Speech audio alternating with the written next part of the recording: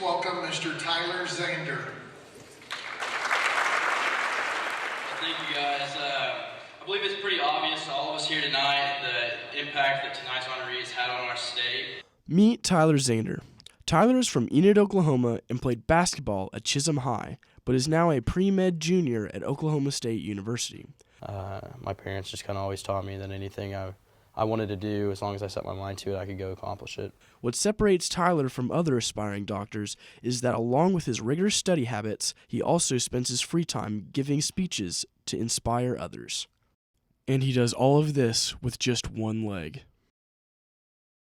August 4th, 2011, Tyler was in the middle of his daily routine as a shop hand at the grain elevator. While shoveling wheat, he heard a scream. His co-worker Bryce had fallen through the brittle wood that covered the grain auger. A grain auger weighs nearly 1,000 pounds, almost 3 times the normal weight it takes to crush someone. The only thought that went through my head was I can't just stand here. So I remember running to him, reaching out to him, and the next thing I knew, my mind was blank and I was in the auger as well. What happened next changed Tyler's life forever. I was convinced that I was going to die, but I wasn't afraid. I knew where I was going to go. I'm fighting going to sleep, but I'm not sure if I'm fighting sleep or if I'm fighting death. I remember getting in the helicopter and telling the flight paramedic to tell my parents that I loved them, and I kept asking them to put me to sleep, and I remember the helicopter lifted up and turned, and that was the last thing I remember. Tyler was taken to OU Medical Center, where he spent his first 3 weeks in ICU. The remainder of his hospital stay was 72 days of multiple surgeries and further amputations to his leg. It's just something you don't ever think will happen. Whenever my parents arrived at the hospital, doctors told them that I had the worst open pelvic fracture they had ever seen. So pretty much when the auger pulled me in, it just kind of split me like a wishbone. But yeah, the hospital was hell. Like when I was in the hospital, I thought that all I had to do was get out of there.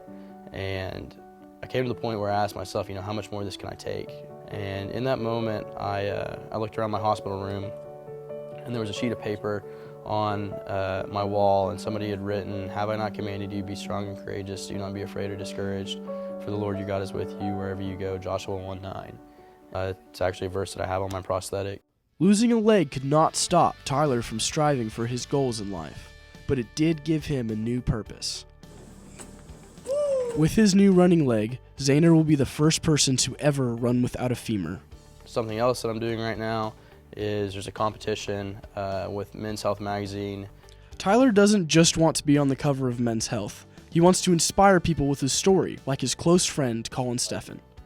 It takes a certain type of person to get through it, and you can't say that it was the accident itself that turned him into who he was, because he had to have been a certain type of person before the accident to even be capable of getting to where he is now. It's like, how do you deal with an adversity in your life that's always going to be there?